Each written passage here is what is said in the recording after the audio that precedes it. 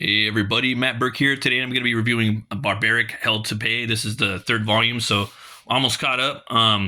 Yeah, man. In case you guys don't know, it's a pretty cool series. It's got a lot of different barbarians, and it's pretty cool take on sword and sorcery genre. A little bit of fantasy cooked in there too, and they've been bringing in some new characters and a lot of stuff from just like that, like different subgenres that you love. They cook it up in a nice little gumbo, and yeah, man, it's got some really cool stuff in there. Fans of Robert E. Howard, and I'd say like maybe heavy metal and stuff like that would really dig this book. But yeah, let's get into it.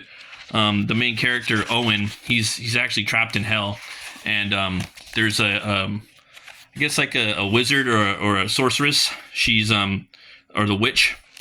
It's her name's Soren, and they're trying to basically her and this guy named Steele, that's a vampire. They're trying to free Owen from hell, and there's a scene right here. She's about to be sacrificed, and yeah, this guy right here, he's just like waiting for this like deity to come in and about to eat her. I'll leave you to it. It kind of reminds me of that one villain from that one monster from Conan the Destroyer. Yeah, that's a little deep cut right there. It's probably a little like homage, like for those who know, for those who don't know, type shit. Which I'm all about that. And the thing's just like talking to her. Sacrifice, good. I can smell magic, dark, delicious. Wait, this magic, ancient magic, bad, evil magic. You trick Grandma Moth. Grandma Moth make you pay. You should stop referring to yourself in the third person. It's truly fucking annoying. This is Steele right here. He's the vampire dude that's been friends with he's a barbarian vampire that's really good friends with Owen, and he's introduced in the last book. It's really cool. He like hulks out into this vampire like hulking beast. He's really really cool. Kind of reminds me of like kind of like Kane a little bit, and yeah, I think it's a pretty cool character design and creation. I can't really think of like a dude that like kind of like transformed, like a vampire that transforms into like a big beast vampire. Like that's pretty fucking awesome. Probably he's kind of turning into like my favorite character too in the series. But yeah, I've killed for Lex. All right, Axe. And then of course this is the don't don't fuck this up. Are you kidding me? Time for some monster blood, baby. Thunk. Aw, come the fuck on. Stop being such a whiner, Axe. He like falls and hits the chain, But yeah, man, this is Axe, and if you don't know, he's Owen, the main character, the main barbarian from the first book. He has this is his axe. This is like his sidekick too, for the most part. And he feeds off of blood, and he gets blood drunk, and he's the comic relief. And that's the other thing. Like, if you guys haven't read Barbaric, it's got its own humor, its own style. You know what I mean? They use a lot of modern jokes and things like that, little here and there. They take it seriously, but they're having fun. It's a fucking comic. You know what I mean? Like, they're not trying to stay like true to all the old English and whatnot. It's not fucking Beowulf or nothing.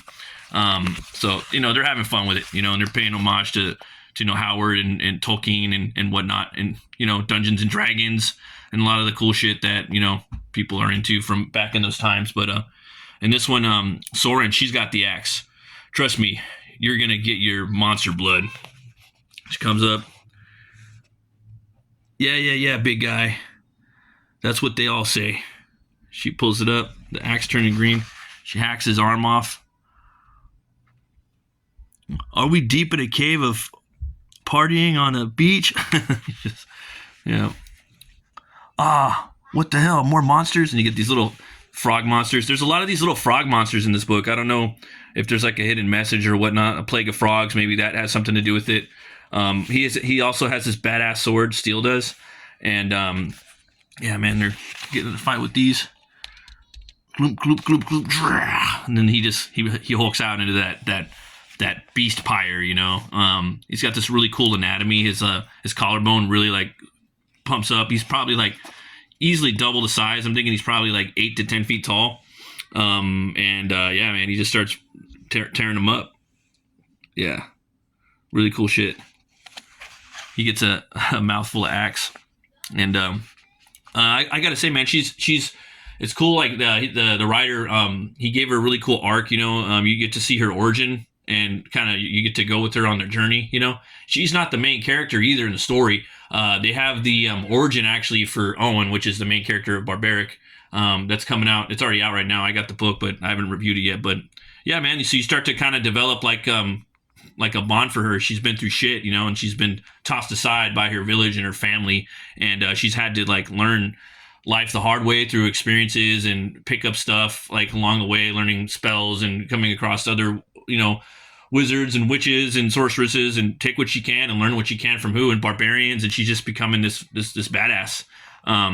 And it's cool, man. It kind of reminds me of like Valeria from the Howard verse, and Red Sonja, by Roy Thomas. You get these cool these badass barbarian chicks, these warrior women, and she's like, holy shit, my life's oh, Soren, baby, my lives are God. She's just like, shut up, Axe. Would you just shut up? Yeah, she just hacks that dude. Because he was starting to go nuts because he was eating that blood. It was driving him nuts from those frogs. So they got rid of that. They got out of that debacle, and then they're on their way. And in the last book, you would see this orc that they had. His name was Gladius. He's like the main bad guy for now of the universe. One of them. There's a lot of bad guys in here.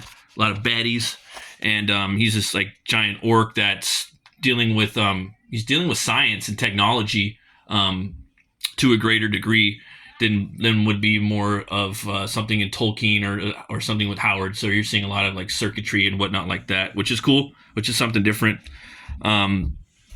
So like right here, they're having a little, they're hanging out, having a little moment. That monster Gravoth, he said, you're evil, and I know that's not the first time you've been told that.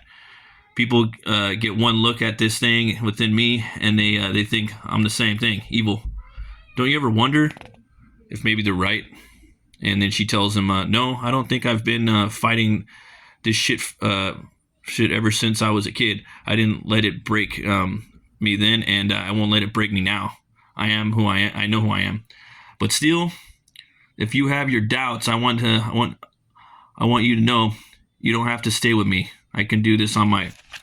And then Owen saved me, and I won't stop until I do the same for him. I owe him that. And he's been around for like 100 years, And I commend this writer. He's just doing a really good job of building these characters up. You know what I mean? And making you. And he's just doing little tidbits here and there. And he does a good job of bringing characters in that feel like they've been around for a long time, and like you kind of feel like you kind of know the characters, but they're just kind of introduced, and he brings these characters in with a lot of weight when they have barely even been in the book. I think that's just a credit to the writing.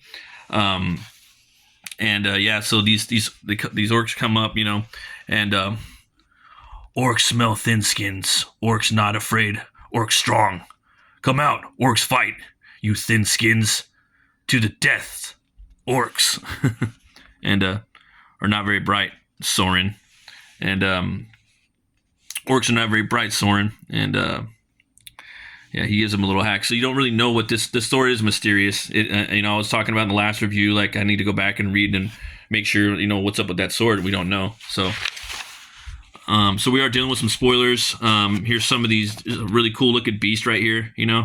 It's definitely looks like an orc mammoth type thing. I love seeing love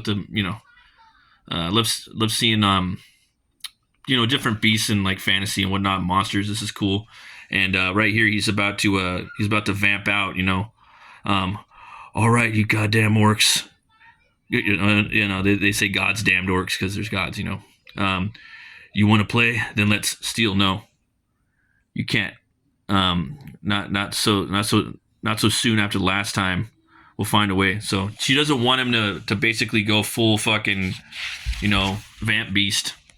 And then you're introduced to another character right here. This is Ka. She was from the last one. She's another one from the world, and she's been through some shit, and she's been also raised, in this brutal world, and she's trying to get revenge for the people that took her, who killed her family. And right here, you're having a little flashback of Soren, and she captures them, and they don't know that basically they're all friends with Owen, and she's about to feed him to this fire beast. And then we flash over to Owen, and he's in hell, and he's about to meet up with this this asshole that he put down in there before, and he's like, flaming skull and all. Ha ha! How are you enjoying hell, barbarian? How are you liking the start of your eternity of pain? Well, I'll say this. Gabar, that's his name, the fiery skull. You find someone bad enough to cause me actual pain, and I'll let you know. Make your jokes while you can. We've hardly begun. Just wait until the Mad Baron gets here. Oh, we're gonna have some fun. We're going to slice you, dice you, eviscerate you, and the best part is, you can never die. Flap, flap, flap. No, damn it. You're not supposed to find us. And right here you get this fucking badass dragon, ram dragon, and that's this is Deadheart, and this is one of his old buddies, one of his old barbarian chicks. She kind of reminds me of like Wonder Woman a little bit, mixed with again like Valeria, but like a real thick muscled barbarian leader. It's pretty cool. And she's taking him through hell, basically telling him no, showing him the way around hell. And they meet up. They have to. This guy looks pretty badass. You don't really get into his story too much, but they just kind of show him. They're probably just maybe giving you a little like glimpse at this demon that's in hell, or a fawn. We don't really know what he is, but maybe just to show you a little something. Like that's the whole point of like world and lore building. You don't always have to like give a fucking explanation of dope looking characters that you want to put in your book. Maybe he has something lined up for him. Maybe he doesn't. Maybe just had the artist put something in there, but I doubt it. I'm pretty sure this guy he'll make a comeback. So and so they're fighting these frogs. They're like these like red coated British-esque looking frogs in hell. I thought that was like so random to put it in here, but I went with it. That's the thing about this book, man. Sometimes you or in just like this one, like they do weird random shit sometimes that kind of it makes the book fun. You gotta fucking juice shit up. You gotta switch it up sometimes. And basically what she's Owen was saying, like he's like he's saying, but that's a lot of frog people, and what the fuck are we what the fuck even are frog people? I've never seen this shit in my life. Yeah, I guess they come from the other side of the barren canyon, like way beyond it. And the weird thing is, get this, they all go to hell when they die. All of them. Really? What do you what do they do that's so bad? Well, you probably don't want to know. Deadheart, please. What wretched, selfish, immoral, forbidden thing have I seen, let alone done myself? Well, she whispered something, and he's just like, gods, what the fuck is wrong with them? Is that even possible? So you don't really know, and like you shouldn't know because that's part of the joke. Like these things are so fucking evil that done horrendous things. But yeah, I'm gonna keep going. There will be some spoilers in here, and then he's hacking away. He's got this gigantic like butcher knife. I think it's pretty badass. Right here, it's fucking awesome. He doesn't have axe anymore, so. And that's good, man. Sometimes you gotta break your character apart from their comfort zone. They gotta make your characters uncomfortable if you're not going to punish them or destroy them or kill your darling. Again, another gigantic fucking butcher knife. I love that. And basically, like they're playing a game, dude. It was just like a game they were playing in hell. They weren't really trying to kill all those things. So Owen, you might be having a little too much fun. These bastards want to play, huh? Well, then let's play. Owen, wait. Oh, shit. Got to be free. The revenge on your enemies. Stop. Owen. This thing, the monster is part of the game. He's just like, yeah. He just flicks him out of the way. So they're playing games down in hell. They're trying to basically have fun with what they got. And they're coming upon, the other party are coming upon these big demons that are coming forth from hell, or to avoid that or at least a gateway that's like a purgatory or whatnot from hell, and what and the actual place that they're in. Yeah, and then they have this scene right here where Deadheart and Owen are talking, hanging out with this. He's like I don't know, a general in the Frog Army. His name's I think his name's yeah, right here. So you're a frog, and your name is Frogly. Correct. Frog Lee. That is right. Frogly. It's so it's Frog then, and then she just like, hey Froggy, how about you be a peach and get us around, And basically she's saying like, yeah, she's been hooked. That's like her boyfriend. She's been hooking up with that frog dude because he's, I guess, kind of kinky or whatnot. And Owen just can't stand this place. He's been dealing with some emotions in a scene back there, and you have a little Arnold Schwarzenegger, Conan the Barbarian reference, or not reference, but homage right here where he's punching the camel. Got a kick out of that. And she's right here is a good moment. I think it's a good, a kind of a good piece of advice. You know what I mean? Yeah, right here she's basically saying is what does she say? And I think this is a pretty good piece from the writer. A dude could have said this, a chick could have said this. It doesn't matter. People live, people die. It's the way that things go. And I'm not exempt. I made my decision to attack Gladius, and I ended up paying for it. That's all. That's all there is to it. So you need to stop being such a little crybaby and get the fuck over it. I kind of like that. Like sometimes you just got to own your mistakes, and sometimes just fucked up shit happens, and you got to deal with it. And I like that. Pretty straightforward shit. This part's pretty cool right here. They're traveling through this black sea in hell. She's got this really cool like dinosaur skull she's rocking. Or something like that. It might be a wolf skull. I can't really tell. And then we jump back to the other team, and they find this bridge to this castle. And again, there's more of these demons.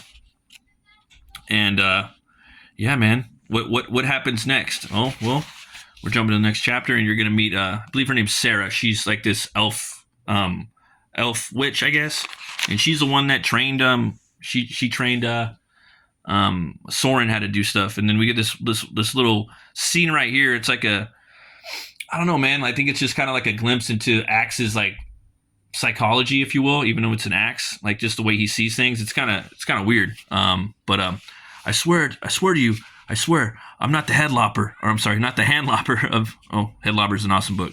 I'm not the handlopper of this, of Sheeran.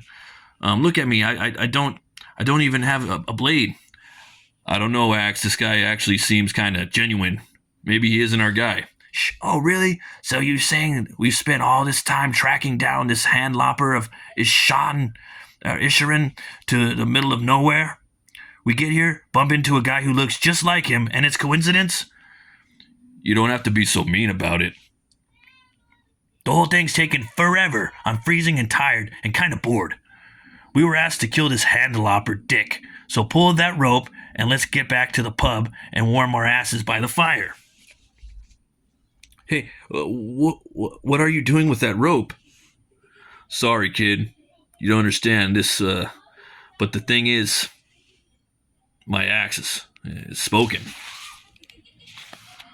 Oh, so, a bunch of rocks just fall on him, squish him to death. Haha, look at that. I told you that'd be a fun one. Yeah, a real barrel of laughs, you demented lunatic. Well, hey there, traveler. Don't get too many visitors round these parts. It's nice to see a friendly Ooh, them some nice hands you got there. Son of a bitch, Axe. What did I do? So right there, you're kind of seeing that like Axe is a fucking, he's a psychopath. You know what I mean? He doesn't really give a fuck about anybody but the blood or boredom, or he's got a real I don't give a fuck about anything personality. He's just really kind of like a crackhead, or a crazy drunk, Yeah. Then right here, they're gonna have to face off against some more of these demons again. They're popping up still throughout the Black Sea inside of hell, and I don't know, man. I don't want to spoil too much more. There's like a big chunk of the book towards the end, and there's a pretty cool thing that happens at the end of the book for one of the characters that I really like. So I'm gonna go ahead and leave it right there so you guys could pick it up. I did a review on Some Kind of Righteous, and that one's actually in the back of this book too, dude. So you guys could pick that one up. Let me show you what I'm talking. This one right here. So if you can, just pick this trade up, and you'll get this one in the back. If you guys want to be like a purist and collect the floppy, which is really cool, you can get that too. But yeah, I mean, I don't want to. It ends pretty solid. This has a solid ending. And it, you know, they're not picking up exactly right here on the next one. I don't think they're gonna jump into the origin of Owen, which I think is pretty cool. You know. Let's see here. I wanted to show the covers, man. I always like to look at the back of these. Always like to look at the back of floppies and graphic novels that usually have covers or some type of fan art or art gallery. And you know, covers are awesome. You know, sequential art ultimately is the hardest thing to do. But covers are hard in a way, in the fact that if the cover isn't good, it will not sell the book, and then you have to sell the book. And then you have to write the story good. That way they'll come back and buy the second issue. So the art sells the book. The writing is what brings people back. So that one's probably the most metal looking cover on here. There's another couple. Yeah, that one's pretty badass. She's got her headdresses. So far, I like the one right in the goat dragon. Yeah, definitely. That one's pretty cool. Yeah.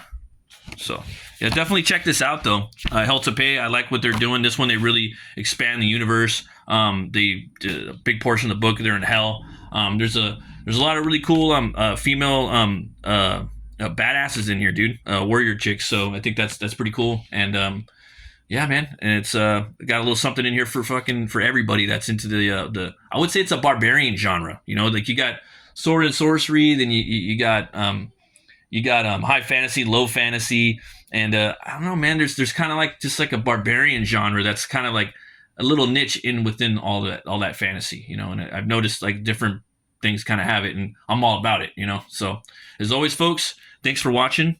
Always remember to be bold, be brave, and roll the bones to know your role. I'll see you guys later.